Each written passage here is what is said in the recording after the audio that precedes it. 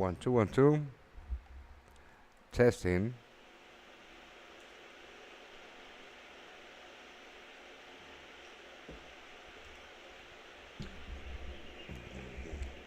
All right, can everybody hear me? One, two, one, two. Yeah, I think so. So my stop losses got hit on my euro yen short. I'm gonna go through that trade in a little bit, and also I am looking at shorts on the Nasdaq. Hey Ron, hi Tim, how are you, mates? No, I'm no longer in euro yen shorts. I got stopped out.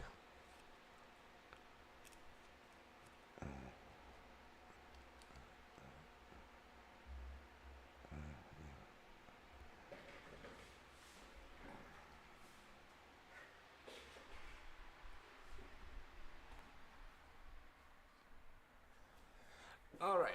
So the market just opened. I am looking at this short on the Nasdaq. Um, Same setup on the Dow.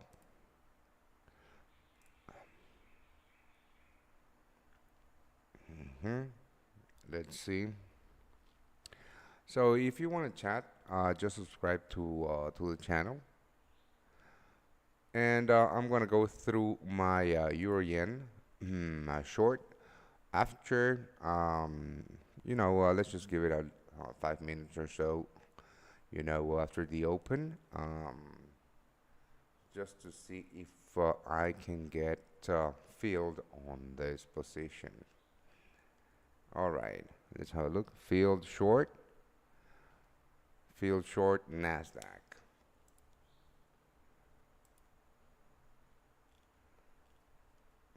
Hmm.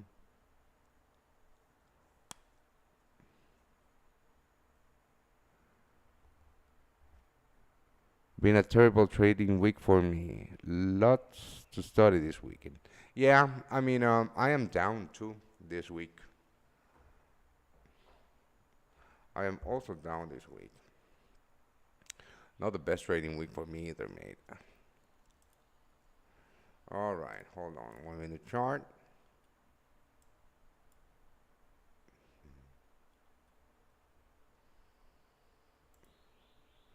I'm gonna manage this very aggressively.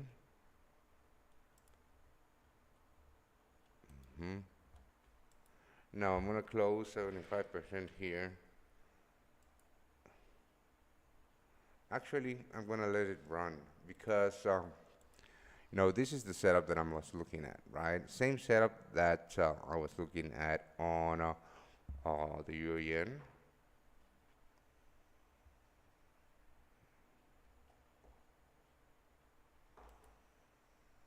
Hmm.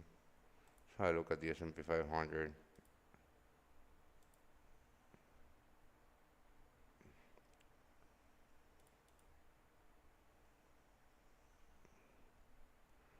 Then very possibly I'm gonna get stopped out here.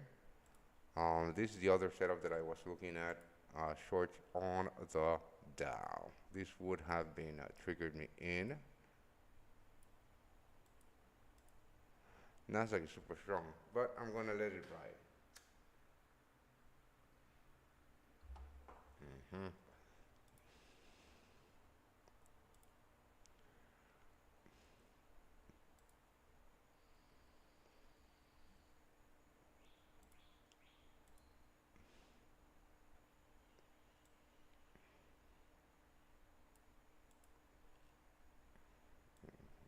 The reason that I took that I placed uh, Nasdaq shorts was because the risk reward ratio was higher on the Nasdaq than it was on the Dow. So very possibly we'll get stopped out also here on the Nasdaq. Let's just wait and see.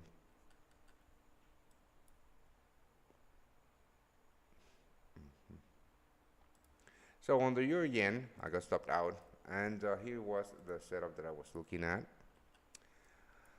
Not the best trading week for me, guys. So I was looking at the break of the Asian session highs, right? And this massive candle, right? This massive candle, high volume, high selling volume here, and a break of these lows and these lows, right? So within my entry model, this means that I should be looking for shorts on a pullback towards, you know, the field of this imbalance or this inefficiency in the market. So that's why I placed my shorts or my sell limits here on the euro yen with stop losses above the highs. So stopped out here on the Nasdaq too. Done for the week, guys. I am down this week about 3%, a little more actually. Let me see.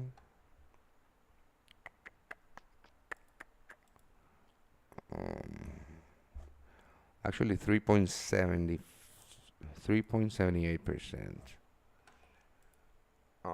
Yeah, so not the best trading week, but it's fine, right?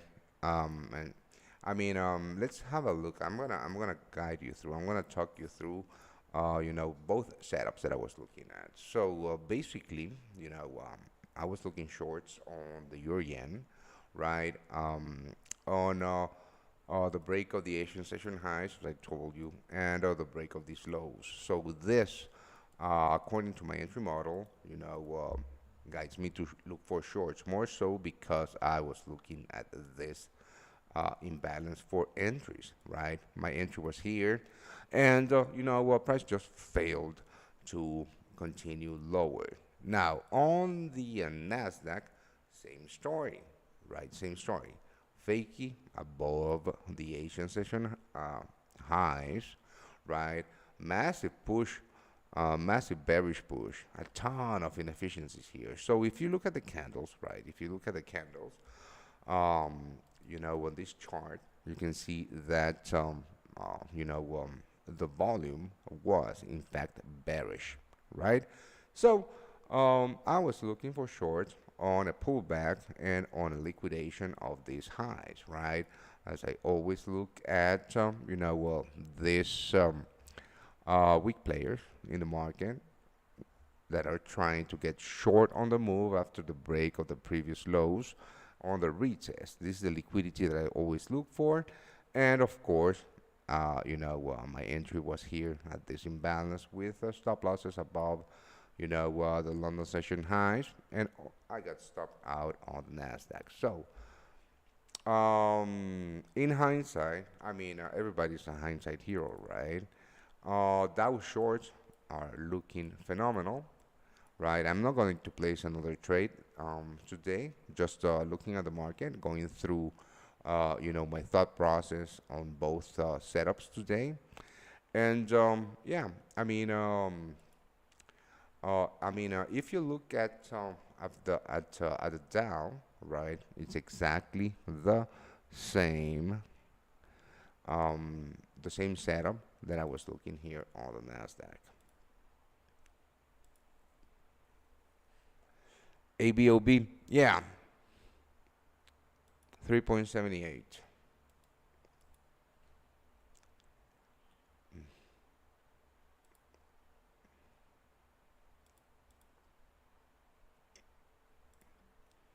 All right, so also, um, I was looking at some possible shorts on silver. I know that I've told you that I don't trade silver actively because of wide spreads, but I was looking at possible shorts here, right? With targets all the way down here. You know, when price created this new high, right, right at the London session highs, this is where I was planning to place my sell limits a little bit higher here at this imbalance, right? But I didn't get filled, and when price broke with the London session lows, I decided against placing that trade. I'm not take the US 100 trade because this was bad week, so I decided to trade only Forex today. Yeah, I know. Um, and again, I just share my trades. It's up to you if you want to follow them. I mean, if they make sense to you, follow them. And if they don't, just don't follow them. Yeah, the Dow would be very nicely in profits right now,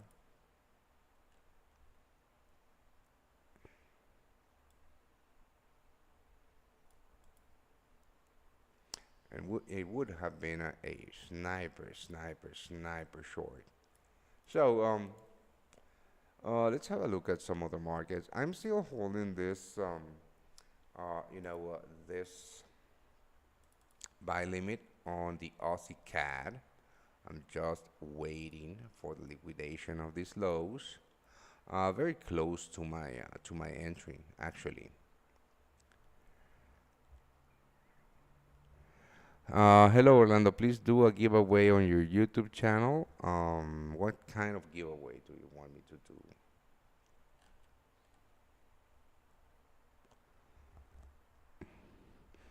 Logan, those US 100 and gold move opposite to each other.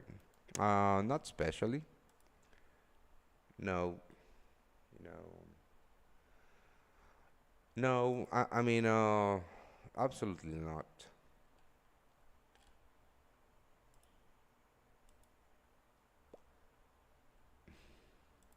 Yeah, and it has been a very non-directional. This is the thing, right? It has been a very non-directional couple of, couple of sessions this week. The first thing that I look for, uh, a giveaway of money. No, never will do that, mate. I'm never going to do that. So the first thing that I do, I don't trade the Asian session, right? Because I wait for the London Open to give me my directional bias for the day. And most of the days this week, it has been non-directional, so super hard to pinpoint, you know, um, to pinpoint trades or real direction for me. Um, but it's fine. So big dump on Bitcoin too. I don't know why. Does anybody know why this happened?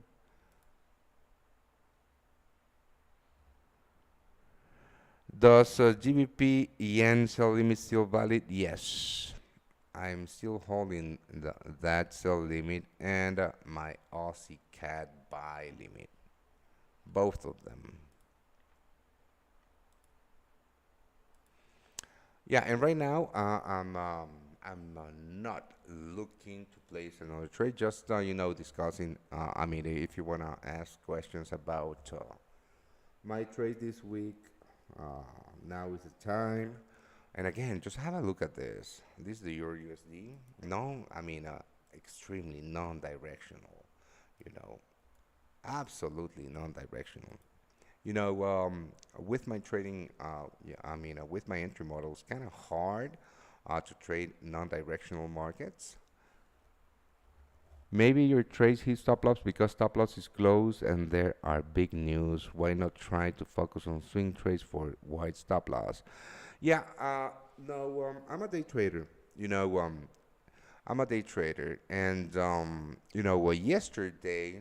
yesterday I made a mistake.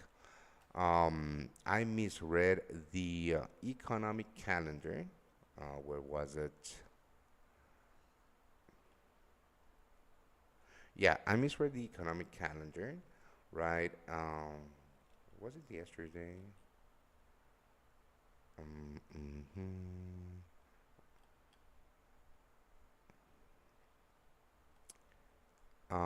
No, was the day before? Yeah, I misread the economic calendar, right? I knew that we had PMIs, right? I was waiting. I wasn't trading the Canadian dollar, of course, because we had the Bank of Canada rate decision, And I misread this as as Canadian PMIs. I got stopped out on my Euro US dollar longs on on US PMIs. That was a very bad mistake on my part.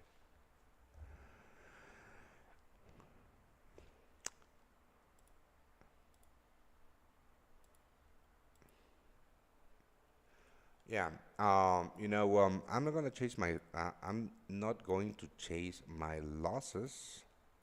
I'm just going to, to monitor this possible setup. You know, if I had traded the Dow short instead of the Nasdaq short, right now, with this 5 minute candle, my stop losses would be at break even right now because of the lack of momentum to the downside. Um, let's have a look at the S&P 500. I mean, no setup. Just have a look at this. Very non-directional. Everything is super non-directional. Has been this week. So kind of hard to pinpoint great entries um, with this. Do you ever look for clues between EU and GU to get in the market before moves happen? No, no. What I do? What I do is this. I basically trade two currencies. I trade the US dollar and the Japanese yen. So I go and I have a look at the DXY. This is the US dollar currency index, right? And I get my daily bias on on the DXY. If my daily bias is longs for the US dollar, and then I go look for shorts on the market that I traded the US dollar on. For example, shorts on the Euro USD, shorts on the GU, and also the same thing with the Japanese yen. But no, I don't. I don't look.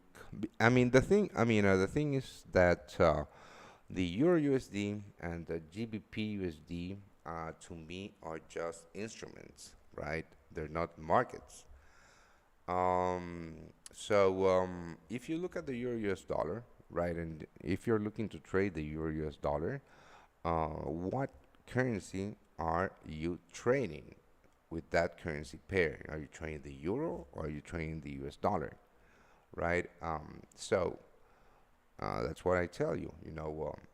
I trade the US dollar, right? I don't trade the euro. So if my bias for let's imagine that my bias for today was long on the US dollar, then I would look for shorts on the Euro USD. I would look for shorts on the GBP USD because I don't trade the pound either. Now, if the economic calendar, right, if we have a big data dump on the pound today, then I'm not going to trade the US dollar on, this instrument, the GBP USD. I will look for Euro US dollar shorts, right? So that's what I do. Basically, right. Mm, I'm going to record. Actually, I'm going to record this for the VIPs. Because no, I didn't record my thought process on both trades today, but I think that um, you know it's a good thing to explain what I was looking at, both on the Euro Yen and on the Dow, so everybody can understand why I traded those setups, which got stopped out. So, any questions, guys? I'm really, really not going to trade, during this session. I hit my daily stop loss, which is two losses.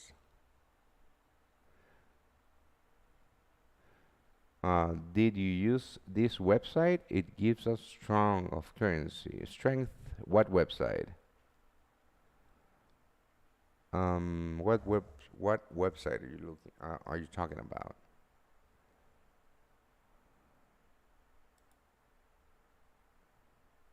Mm.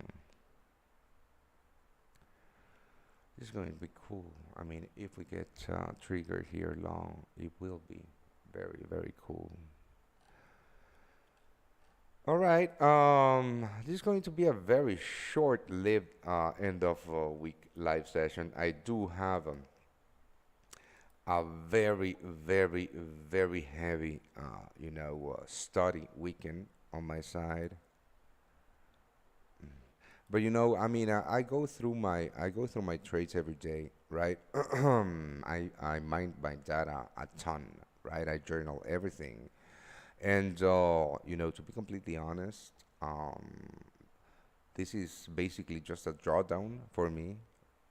And in fact, one of the biggest drawdowns that I've, if not the biggest that I've had this year.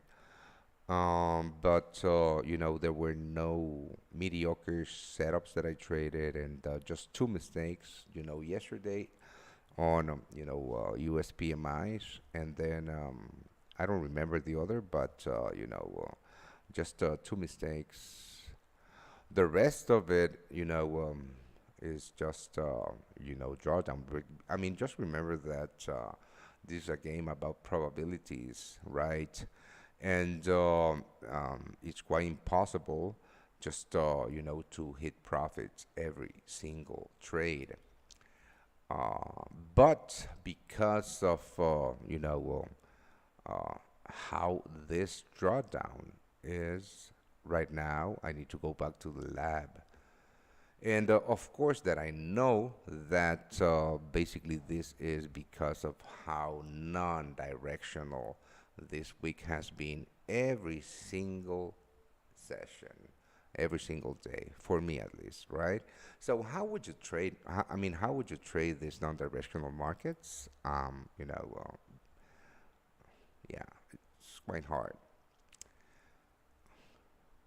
Right here, there was a very, very nice short on the US dollar. But again, I am not looking to trade today. Actually, you know what? This was a very, very nice short on the euro on the US dollar. Mhm.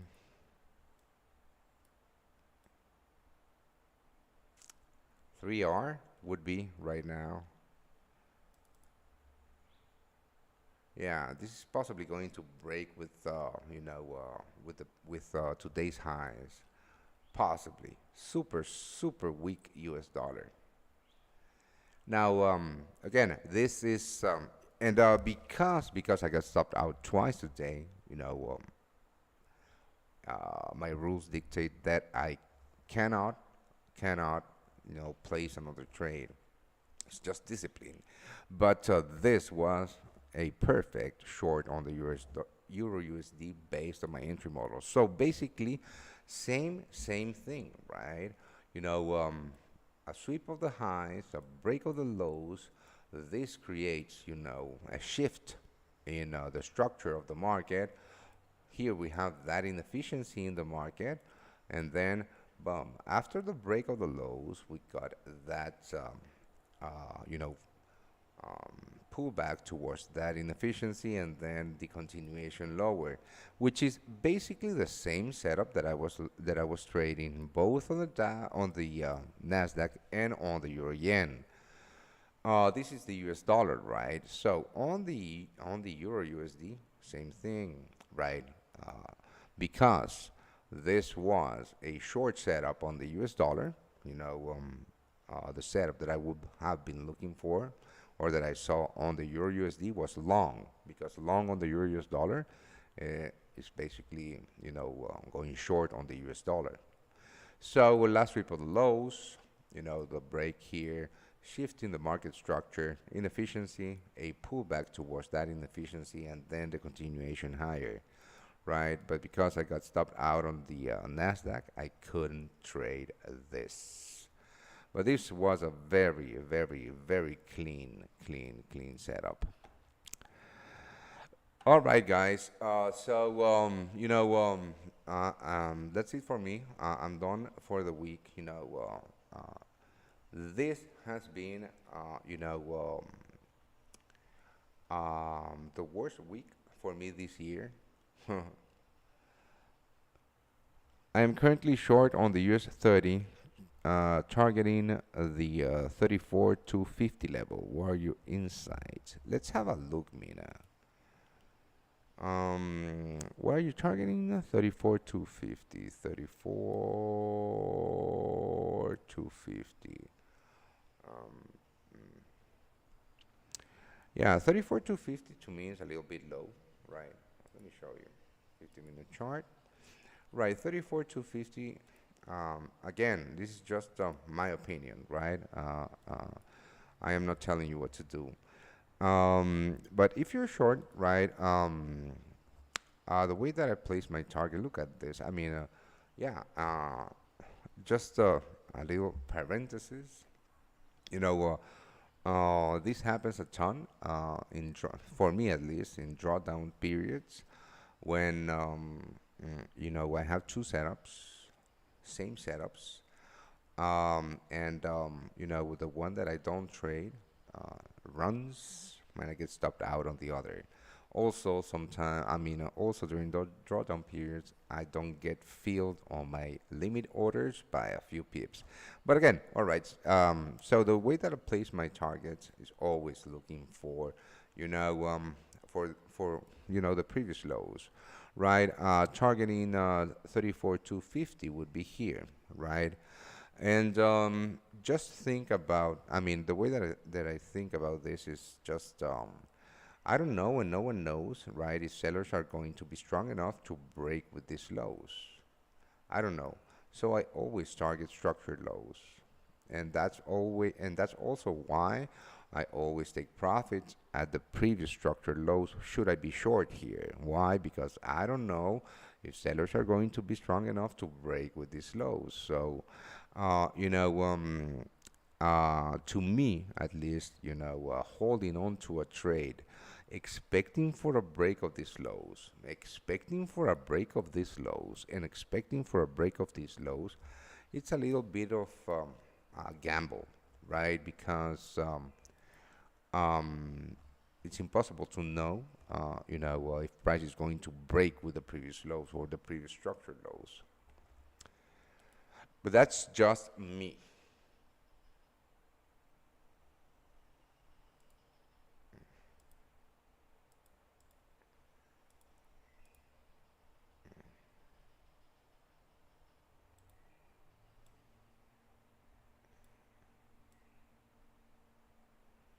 Yeah. So I need to. Hold on. Let me just take download this. Yeah. So, huh. All right. So here it is. Nasdaq shorts, right? This is the 50-minute chart. I take my entries on the 3-minute chart, etc. Right? Now, everybody's hindsight here again, but just by looking at what has happened today, right? I was way too early in these shorts. But to be completely honest, I don't know if I would have taken this short right here at this level, or you know, just because of how strong this 15-minute candle closed. Yeah.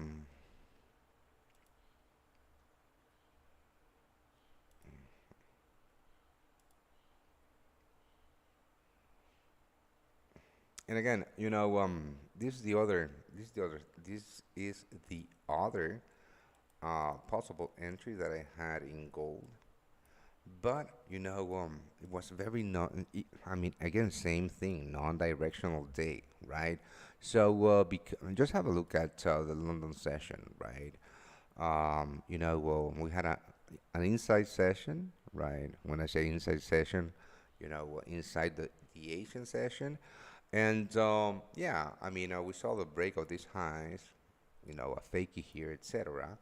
But this to me was, even though price bounced from my possible entry long here in gold, and it would have been a sniper entry. This was not an optimal setup at all, vis-a-vis my entry model. But again, and also, where would I have placed my stop losses? I don't place my stop losses below. When I'm looking for longs, I don't place my stop losses below. I'm sorry, swing lows. Um, I always place them below structure lows. So this would have been quite wide of a stop loss. Yeah, but again, um, to the uh, yeah, this weekend is going to be all data mining for me. So, any more questions, guys, before I log out? Let's come back stronger, next week. And remember that it's all about risk management, and these are numbers games, right? Nobody knows what price is going to do, right? I mean, I'm never going to tell you. I'm never going to tell you yes, price of this particular asset is going to be at this particular level in this amount of time, because no one knows. This is an auction between buyers and sellers, and no one knows future auction, right? The only thing that I know is, the math behind my entry model, right? This is the only thing that I know. And yeah, if you have been with me for a long period of time, there has been, months, weeks and months where we have just printed money, right? And one week, one bad week, with good risk management means absolutely nothing. So let's come back next week, super strong, and yeah, just relax this weekend. Don't look at your charts. I am most definitely going to spend the entire weekend, looking at my charts on my screens, because I do need to go, through every single details of the trades that I took this week. And because I know there's a couple of leaks there, a couple of mistakes that I made that I need to plug. But on your side, just relax, and let's come back next week with a fresh head. So, is really market maker know where we we put the stop loss? So that's a great question, ABOB. Now, um, market makers, on the global markets do not know where you place your stop losses. But if you're trading with a bad broker, a bad broker, when I say bad broker, I'm talking about brokers that make their own market, that are also market makers. They most definitely know where you place your stop losses, where every single of their clients place their stop losses.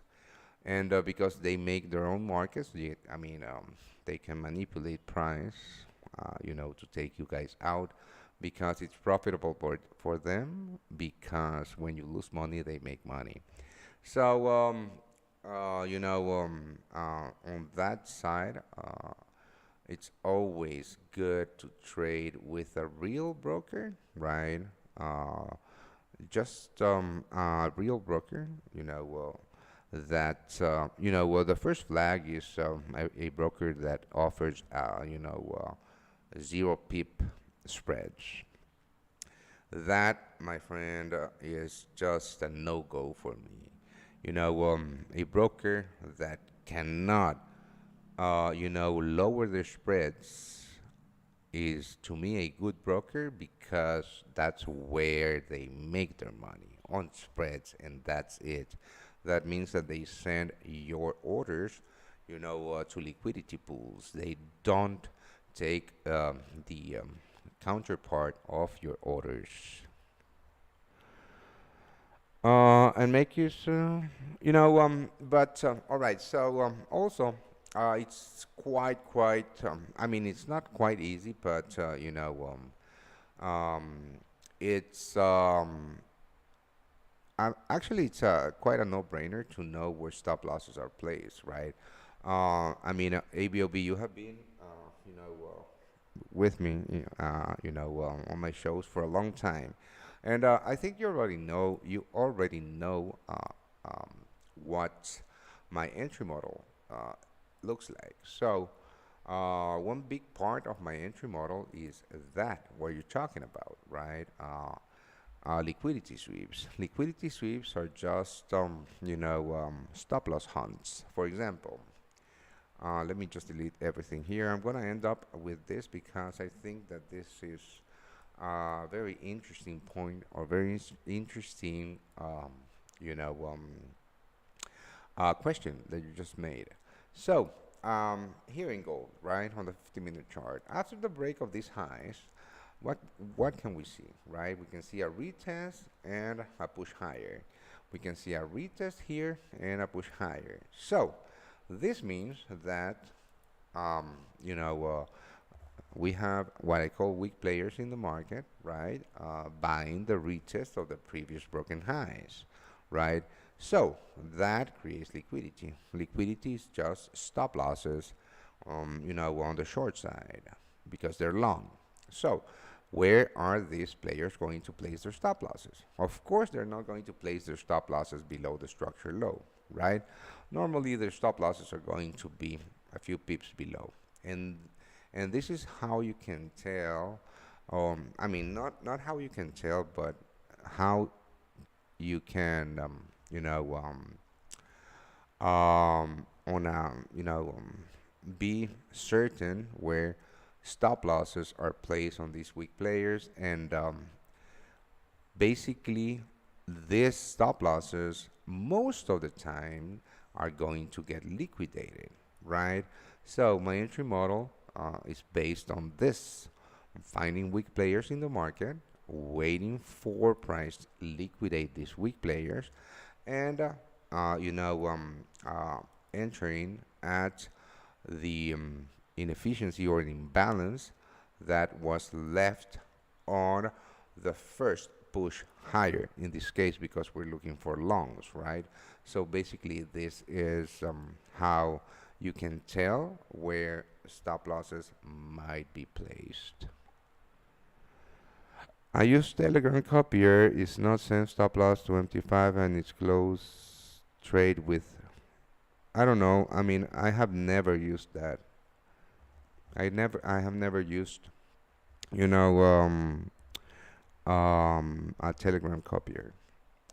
But that's how you can basically tell where stop losses are placed, session to session, and this is why I wouldn't have taken this short on the Nasdaq. All right, guys. So thank you for joining me. Rest assured that this is just a drawdown for me at least. I mean, drawdowns happen. It's part of the game. You know, just part of the game. One thing that just to end up the week with some mindset talk. Just a second.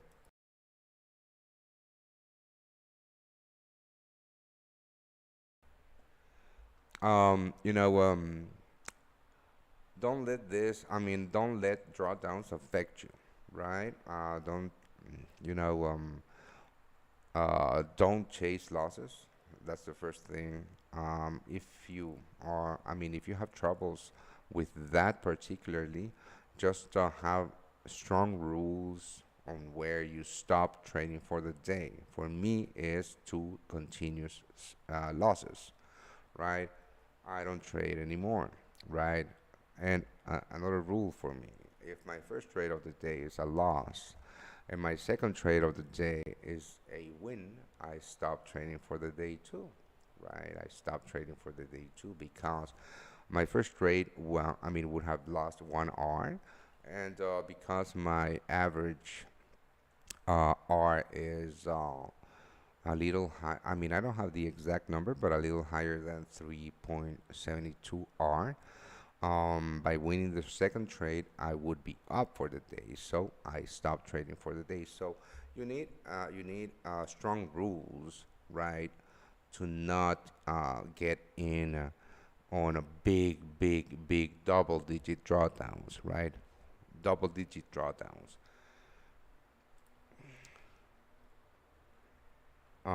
Yeah, I mean, if you ever get into double-digit drawdowns, I mean, you need to look back at what you're doing. What happened with drawdown with gold? Yeah, all right, guys. I've been live for 40 minutes, and like I said, I'm done for the week, and I'll be back on Monday. And I'll catch you. I will catch up with you guys then. Have a great weekend. Cheers.